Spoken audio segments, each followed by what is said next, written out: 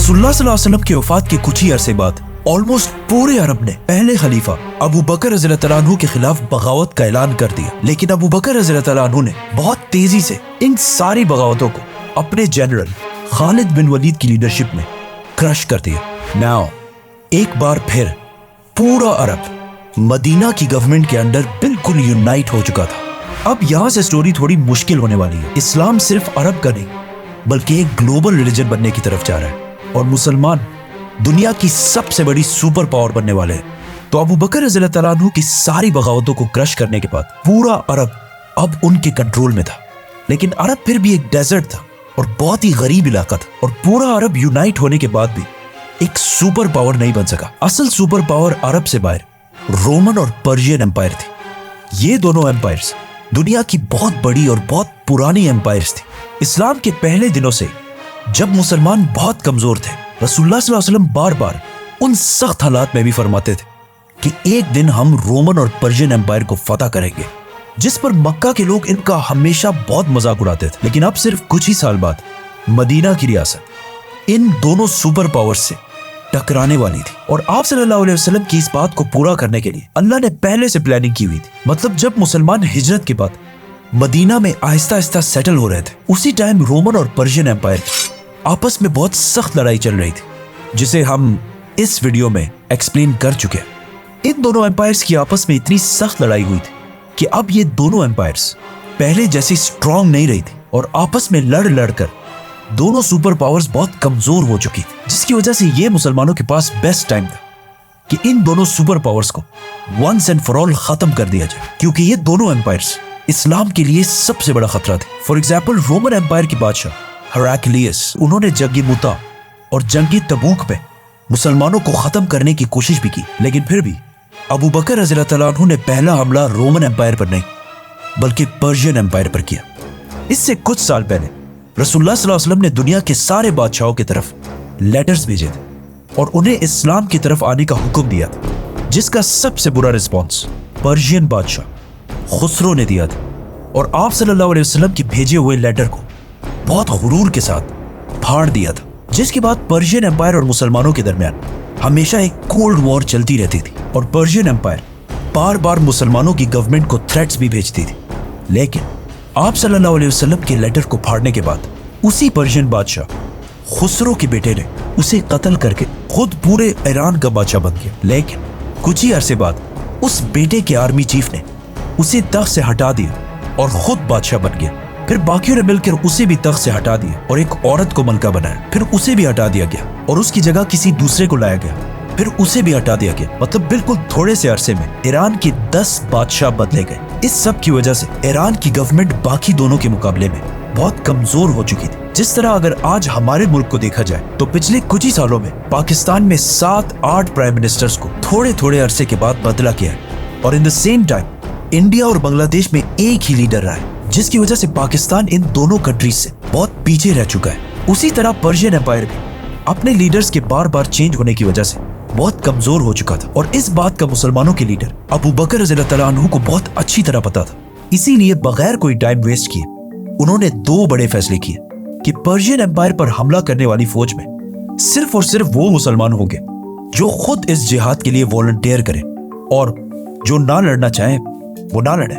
दूसरा फैसला ये कि उन्होंने अपने बेस्ट जनरल खालिद बिन वलीद को लेटर भेजा कि जंगी यमामा में मुसलमा को हराने के बाद वापस मदीना नहीं बल्कि अपनी फौज को लेकर पर्शियन एम्पायर की तरफ जाओ। तो खालिद बिन वलीद 18,000 मुसलमानों को लेकर पर्शियन एम्पायर ईरान की तरफ रवाना हुए। ईरान उस जमाने में बहुत बड़ा था। खालिद बिन वलीद जिस इलाके को फतह करने के लिए गए उसे आज के जमाने में कुवैत कहा जाता है, जहाँ बहुत सारे पर्शियंस और अरबी दोनों आबाद थे। जाने से पहले खालिद बिन वलीद ने पर्शियन जनरल को लेटर लिखा कि या तो इस्लाम कबूल कर लो और या जिजिया देने के लिए तैयार हो जाओ, वरना उसके बाद जो होगा उसके जिम्मेदार तुम खुद होगे, क्योंकि मैं तुम्हारी तरफ ऐसे मर्दों को लेके आ रहा हूं जो मौत शहादत से इतनी ही मोहब्बत करते हैं जितनी तुम सारे अपनी जिंदगी से करते हो। लेकिन ऑफ कोर्स उन्होंने बात नहीं मानी, जिसके बाद खालिद बिन वलीद ईरान की प्रोविंस कुवैत में दाखिल हुए। कुवैत के गवर्नर ने अपने बादशाह पर्शियन एम्परर से मदद मांगी, लेकिन ईरान के बादशाह ने सोचा कि अरबों की इतनी औकात नहीं है कि वो द ग्रेट पर्शियन एम्पायर से लड़ सके, तो उन्होंने मुसलमानों की फौज को इतनी अहमियत नहीं दी और अपने गवर्नर की एक्स्ट्रा फौज के साथ मदद नहीं की। सुपर पावर पर्शियन एम्पायर के बादशाह ने मुसलमानों को उसी तरह लाइटली लिया जिस तरह 9/11 के बाद सुपर पावर अमेरिका ने अफगानिस्तान को लिया था, और 20 साल जंग के बाद भी बहुत बुरी तरह हार गए थे। ईरान कोई छोटी सी एम्पायर नहीं थी, बल्कि पिछले हजारों साल से दुनिया की सबसे बड़ी सुपर पावर्स में से एक थी, जिसकी लड़ाई हमेशा वेस्ट में रोमन एम्पायर्स के साथ होती रहती थी। और अरब की पिछले हजारों साल से कभी भी इतनी हिम्मत नहीं हुई थी कि वो पर्शियन एम्पायर के सामने सर उठा सके, क्योंकि इस्लाम से पहले अरब कभी यूनाइट हुआ ही नहीं था। ईरान के बादशाह की इस गलती से मुसलमानों को बहुत ज्यादा फायदा हुआ और 18,000 मुसलमान फुल स्पीड कुवैत के पहले शहर कज़ीमा की तरफ रवाना हुए। ये देखकर कुवैत का गवर्नर भी अपनी 30 या 40 हजार की फौज लेकर उसी शहर की तरफ रवाना हुआ जहां मुसलमान जा रहे थे। लेकिन जैसे ही उनकी सारी फौज वहां पहुंची, उन्होंने देखा कि मुसलमान इस सिटी नहीं बल्कि एक दूसरी सिटी हुफैर पहुंच चुके हैं। तो कुवैत का गवर्नर भी वापस उसी सिटी की तरफ जाने लगा। जैसे ही उनकी फौज वापस हुफैर पहुंची, खालिद बिन वलीद मुसलमानों को लेकर वापस पहली सिटी कज़ीमा की तरफ चले गए और वहां पहुंचकर सारे आराम करने लगे। तो वो दोबारा अपनी सारी फौज लेकर वापस कज़ीमा की तरफ चला गया। लेकिन जैसे ही उसकी फौज बिल्कुल थक हार कर कज़ीमा पहुंची, उन्होंने देखा कि सामने मुसलमानों की सारी फौज बिल्कुल रेडी उनका इंतजार कर रही है, जिसकी वजह से इस फौज को रेस्ट करने का कोई टाइम नहीं मिला। यह सब खालिद बिन वलीद की जबरदस्त प्लानिंग थी कि पर्शियन फौज को जंग से पहले ही इतना थका दिया जाए कि वो जंग के दिन लड़ने के काबिल ही ना रहे। नाउ मुसलमानों की फौज और पर्शियन एम्पायर की फौज में बहुत बड़ा डिफरेंस था, क्योंकि पर्शियन एम्पायर एक सुपर पावर थी और उनकी आर्मी को दुनिया की बेस्ट आर्मी समझा जाता था। लेकिन इतनी प्रोफेशनल फौज होने की वजह से इनका बॉडी आर्मर और सामान हमेशा बहुत ज्यादा और बहुत भारी होता था, जिसकी वजह से उनकी फौज को एक जगह से दूसरे जगह जाने में बहुत मुश्किल होती थी। जिसके मुकाबले में अरब फौज कोई फौज नहीं बल्कि बस आम मुसलमान थे, और इनका आर्मर और सामान बहुत सिंपल और हल्का होता था, जिसकी वजह से इनकी स्पीड बाकी फौजों से बहुत तेज होती थी। इस बात का खालिद बिन वलीद को बहुत अच्छी तरह पता था कि अगर हमें पर्शियन एम्पायर से जीतना है तो नंबर्स और ताकत से तो हम कभी भी इनका मुकाबला नहीं कर सकते। हमें सिर्फ अपनी स्पीड यूज करनी पड़ेगी, और इसी स्पीड को यूज करते हुए उन्होंने बहुत तेजी से रोमन और पर्शियन एम्पायर जैसे सुपर पावर्स को गिरा दिया था, जिसे हम पूरा एक्सप्लेन करेंगे तो सब्सक्राइब। आखिर पर्शियन फौज और मुसलमानों की फौज तारीख में पहली दफा आमने सामने हुई। सबसे पहले ईरान के जनरल अपनी फौज से आगे बढ़े और मुसलमानों के जनरल खालिद बिन वलीद को अकेले लड़ने का चैलेंज दिया, जिस पर पर्शिया की आर्मी जोर जोर से नारे लगाने लगी। लेकिन उन सारों ने देखा कि मुसलमानों की फौज से ऑलमोस्ट 7 फुट का आदमी तलवार लेकर उनकी तरफ बढ़ रहा है, क्योंकि बॉडी के लिहाज से खालिद बिन वलीद को हजरत उमर का ट्विन समझा जाता है।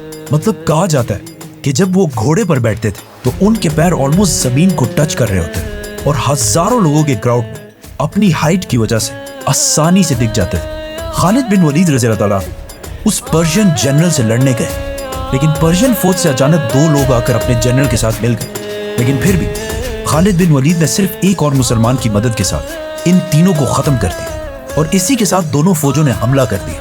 पहले जंग थोड़ी सख्त हुई, लेकिन पर्शियन आर्मी बगैर किसी जनरल के लड़ रही, और सामने मुसलमान इंसानों की तारीख के सबसे बड़े जनरल्स में से एक खालिद बिन वलीद की लीडरशिप में लड़ रहे थे, जिसके बाद मुसलमानों ने उन्हें क्रश कर दिया और ये सारा इलाका फतह कर लिया। पर्शियन बादशाह ने मुसलमानों की तरफ एक और फौज भी भेजी, खालिद बिन वलीद, और मुसलमानों ने उन्हें भी खत्म कर दिया। और इस तरह ईरान का बहुत इंपॉर्टेंट प्रोविंस कुवैत अबू बकर रज़ियल्लाहु अन्हु के कंट्रोल में आया, और पहली बार इस्लाम अरब से निकलकर एक ग्लोबल रिलीजन की तरफ जाने लगा। आज दुनिया में 2 बिलियन मुसलमान हैं, और कहा जाता है कि दुनिया में ऐसा एक सेकंड भी नहीं गुजरता कि कहीं ना कहीं दुनिया के किसी कोने में आजान ना दी जा रही हो। लेकिन आखिर इस्लाम इतना बड़ा रिलीजन बना कैसे, ये हम सब के लिए समझना बहुत इंपॉर्टेंट है। So subscribe.